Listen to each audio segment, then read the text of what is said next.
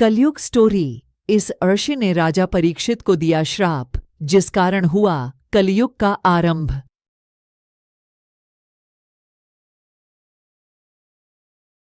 कलयुग 4 युग माने गए हैं, जो इस प्रकार हैं: सत्ययुग, त्रेता युग, द्वापर युग और कलियुग, जिसमें से कलयुग चल रहा है। लेकिन क्या आप जानते हैं कि यह कलयुग एक आर्षि के श्राप के कारण फलीभूत हुआ है? आइए जानते हैं कि वह कौन से आर्षि हैं जिनके श्राप के कारण कलयुग आया और उन्होंने यह श्राप क्यों दिया।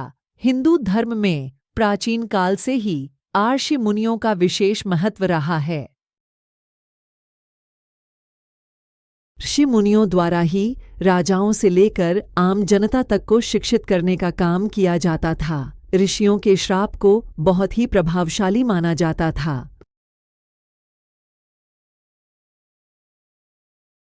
आज हम आपको श्रृंगी आर्षि द्वारा दिए गए ऐसे श्राप के बारे में बताने जा रहे हैं, जिसके कारण कलयुग फलीभूत हुआ। यह श्राप श्रृंगी आर्षि द्वारा राजा परीक्षित को दिया गया था। आइए जानते हैं इसके पीछे का कारण। राजा परीक्षित की कथा महाभारत के आदि पर्व में 40 और 41वें अध्याय में एक पौराणिक कथा मिलती है। द्वापर युग में परीक्षित नाम के एक राजा थे, जो बहुत ही न्यायप्रिय और अपनी प्रजा के प्रति निष्ठावान थे।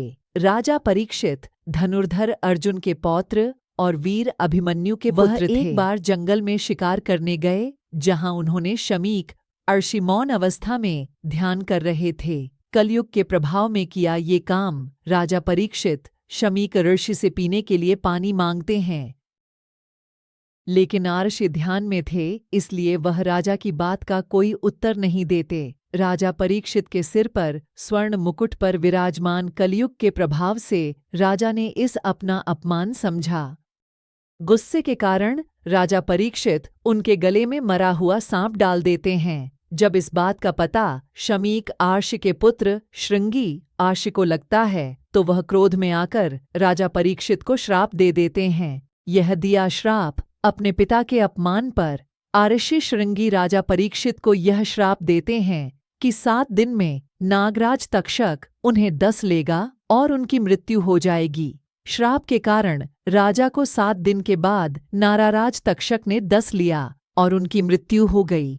राजा परीक्षित की मृत्यु के बाद से ही कलयुग की शुरुआत मानी जाती है। और वीडियो देखने के लिए हमारे चैनल को सब्सक्राइब करें।